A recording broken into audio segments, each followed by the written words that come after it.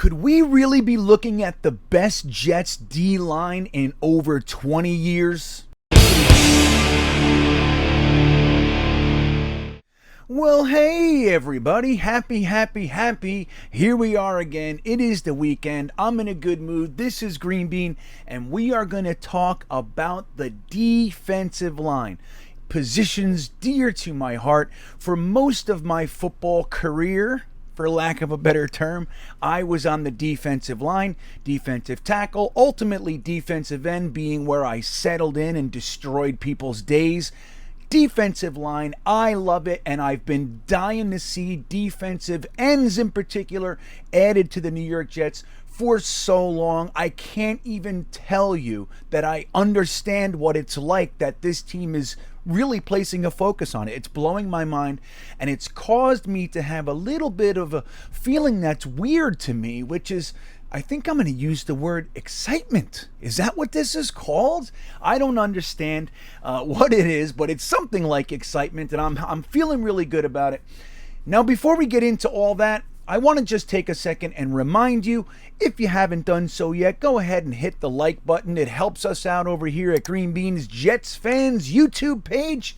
And if you haven't subscribed yet, now is the perfect time to do it. Get involved, get reminded of all the stuff that we put out here, all the live streams like the Thursday Thick of It and the Tuesday night After Hours Jets Fest. Lots of fun stuff going on over here. Like the video, hit the subscribe button. It is greatly appreciated. If you're looking for even more exclusive access to yours truly and all sorts of fun exclusive content, you can join the Beanbaggers, and that link is right in the bottom of the description. Click on the link. You'll get options for tiers. Come on in, whatever tier you're comfortable with, and you will get exclusive private content from me. So there you go. Here we are. We're talking defensive line. I love it. Now look, the past week we've seen some interviews with new defensive linemen, and it's weird to say new with one of them because he's been here for, this will be his second year, but we haven't seen him, and that is Carl Lawson. So before we go into what he said and what Jermaine Johnson said this week, I want to just take a brief second and remind you who it is that's on our defensive line this year. Now, returning from last year, we have guys such as Quinn Williams, who's saying all the right things again. He's working hard. He wants to dominate, all those things. You know our Quinn, and that's how he talks. He's a good teammate to have, and he's thinking that this is going to be his breakout year. Every year so far, he has increased in his productivity, so there's no reason to be down on Quinn, no reason not to believe that he won't continue that upward trend. Next to him is going to be John Franklin Myers, a guy we gave a pretty big contract to last year to keep him around. The only negative about that is the second we gave him a contract, he disappeared for about, 6 weeks. But he did come back around and had a nice solid impact for the rest of the season. We also have Sheldon Rankins coming back, defensive tackle we got from the Saints. We have a previous undrafted free agent from Joe Douglas, Bryce Huff. He has really impressed Coach Robert Saleh. He's rumored to love Bryce Huff. And hey, if that guy can be a rotational piece, it would be great. We re-signed defensive tackle Nathan Shepard, which, alongside of Quinn Williams, is one of the very rare McCagden players who are sticking around. Isn't this crazy in the Joe Douglas regime? Who would have thunk it? Nathan Shepard, of all people, he just got a one-year contract extension, so he's going to be here. We also have 6th-round pick Jonathan Marshall coming back.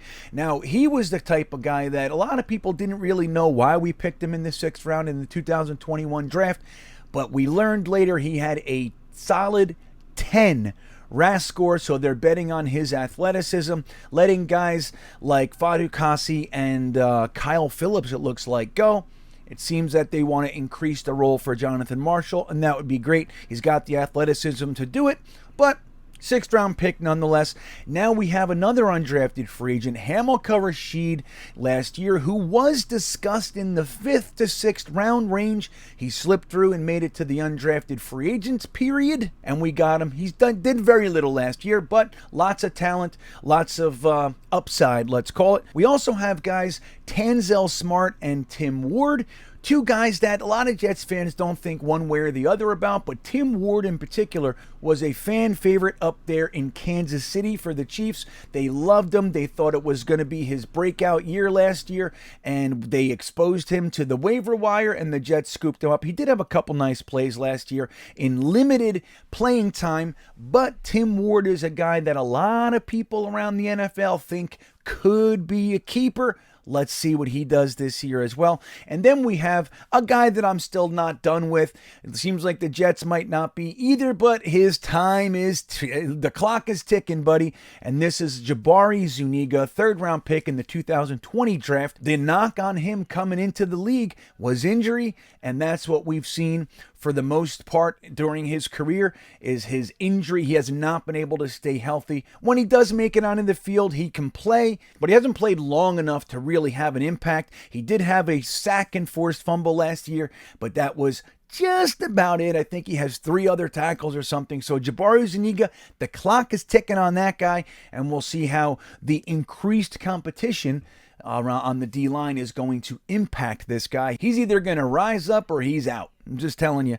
Now let's look at some of the additions. So that's the guys, that's the crop of defensive linemen returning. That's 10 guys. And if you look at roster construction, generally speaking, on the 53, you're going to keep around 9 to 10 defensive linemen. So we have enough with our returning guys to stock that roster, the 53. Now, do I think all those guys are going to make it? Probably not. But there's a nice crop there of solid guys. But you see it. They're good outside of Quinnen, maybe the potential of Nathan or Sheldon Rankins, maybe John Franklin Myers. Outside of those couple guys, it's really nothing to write home about. They look like a bunch of solid depth rotational guys. That's what we have there.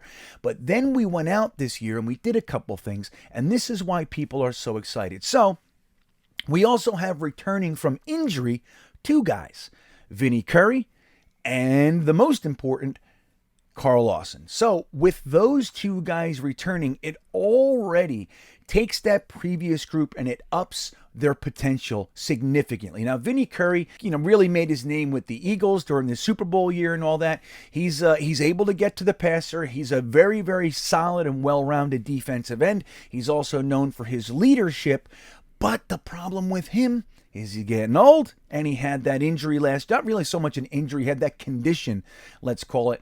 Vinnie Curry is a guy that I could see making it through the training camp, really having a positive impact on some of the younger guys, and he might be the odd man out. Maybe they stick him on the practice squad with the new vet allowances, and they let him sit in there. I don't know if he's going to make the 53, but let's see how it goes. But he is a positive impact. But Carl Lawson, he's the leader of the defense. He's the vocal leader of the heart and soul of the defense. And I think a lot of the younger defensive linemen are going to flock to Carl Lawson.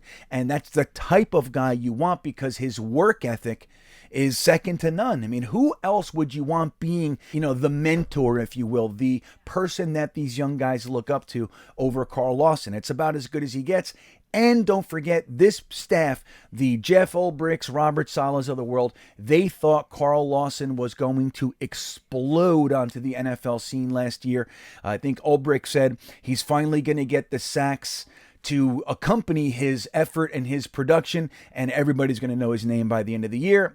Blew his Achilles, and that didn't happen. So we're getting 2 guys back who were on our roster last year, but we saw nothing from. So already we've been able to up it. What's the concern there is injury again. Both of these guys were unable to play last year for health concerns, and now we got to hope that they can make their impact by staying on the field this year. But Carl Lawson and Vinnie Curry are added. They're in the mix. Now let's look at what we've done in addition to that. One that a lot of people have forgotten about that I am very, very high on is Bradley and I. We got him off the Dallas Cowboys practice squad. He was buried on a depth chart with lots of premium edge guys in front of him. So he is a talented young player. I loved him coming out of the draft. He has played and he has had an impact. I checked in with a lot of Dallas Cowboys fans and a chat board in particular, and they love him. Most Dallas fans love the guy. They thought that he had the potential to really become and grow into an impact player. So we got him. Let's see what he does. I think he might be the guy that outworks a guy like maybe Zuniga and pushes him off the roster. Hey, it is what it is. I'm really high on Bradley and I think it's a positive acquisition no matter how you slice it. Then we added Solomon Thomas, guy from Salah's past with the Niners. I wouldn't call him all that great. Don't forget, he was a top 5 pick in the draft, and he could be considered a bust, all right? But at least he's played, and he has shown that he's a solid player, just not top 5. Think bringing him over here is nothing but a positive, and I think that he's pretty much a lock to make the roster, barring injury. And then we went out to Texas, and we grabbed Jacob Martin, a rotational style edge rusher from the Texans. And this guy is really interesting. Super high motor, very, very positive guy, remains engaged with the team. He's always running around on the sideline, very, very loud and boisterous and positive. So we add that to the mix, and he's a good player. One of the things to consider is that he got a sack on George Fant, beat George Fant, and then ran right over Ty Johnson to grab Zach Wilson and throw him to the ground. In a rotational capacity, I think Jacob Martin is a positive addition as well. And now let's go to our draft. We went out and used a first-round pick on Jermaine Johnson, and we used a fourth-round pick on Michael Clemens. Interestingly enough, Jets fans have fallen completely and deeply in love with Michael Clemens. All sorts of Chuck Norris memes are coming out about him. And this all was born in one interview where he kind of slapped Samini around, laughed in his face, a couple things, wore a bull ring in his nose. Just looked like a great guy. And he spoke the language that you want to hear defensive ends speaking in. But the interesting nugget is that with the excitement from Michael Clemens and all the other guys that we have, our first round edge rusher who was considered by most to be a top 10 pick, he's kind of slipped into the background somewhat, which is weird because generally speaking, you would think our first round edge rusher would be the guy that we're talking about, but we're not. We're talking more about Michael Clemens. Now, I want to bring up an interview that Jermaine Johnson just gave, and he was asked this particular question, and this should excite you about our defensive end, our new edge rusher. They asked him, what is the key to setting the edge and how important is it? And this was his answer. It's a mindset, violence. There's no pretty boy work in the trenches. It's fun and stuff, as sacks look and stuff like that. First, second down, primarily run downs. You got to earn the right to rush the passer, and, what comes with that in my position is setting the edge. It's a mindset. It's violence. There's no pretty boy work in the trenches. Violence is what we want to see. Now, we don't want to see dirty play or anything like that. But our first round edge rusher coming out and saying it's a mindset, it's violence, is exactly what I want to hear. Now, he also went on to say sacks are fun. You have to earn the right through first and second down to rush the passer.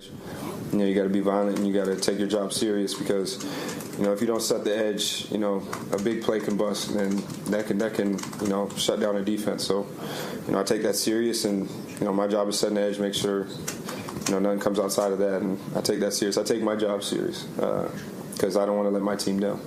So he's talking about setting the edge here. Now, what is it about setting the edge? Well, he continued to say, if you don't set the edge, a big play can bust. It's my job to make sure nobody gets around me, and I take my job very seriously. Now, when you listen to this guy, he doesn't have like that tone where you think he's mad or anything like that. He's not out of control or anything, but he just says things very matter-of-factly.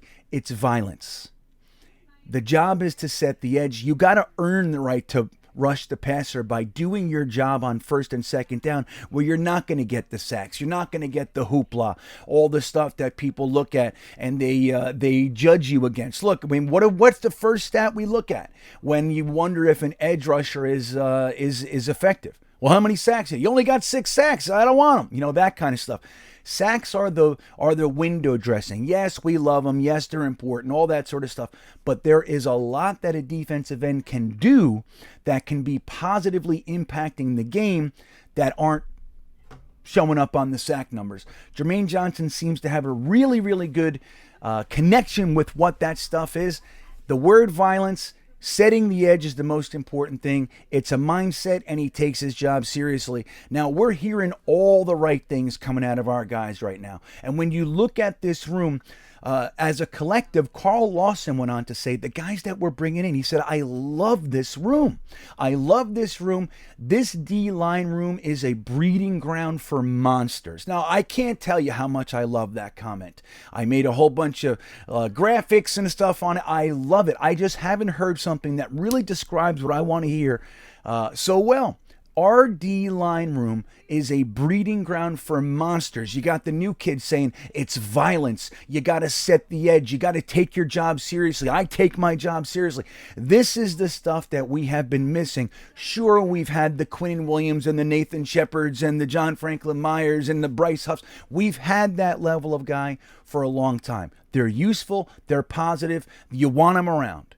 But what we've been missing is the Carl Lawson monsters, the Jermaine Johnson violence, the Michael Clemens obvious intensity, okay? So bringing these guys on, then adding Bradley and adding Solomon Thomas to this mix is really shaping up to give us the greatest potential that we've seen for our defensive line room. And I mean, it's got to be 20, 22 years since John Abraham, Sean Ellis, since that version of what we had was on the Jets. Now, again, we've had some solid defensive lines and all that, but we have never had the potential that we have right now in recent memory. And it's so good to see. Do you guys agree? Are you excited about the defensive line like I am? I'm going to have a different take on our linebacker room, but for today, we're talking about the defensive line, and I'm excited about it. Let me know how you feel in the comments. With that all said, have a great weekend, everybody, and go Jets!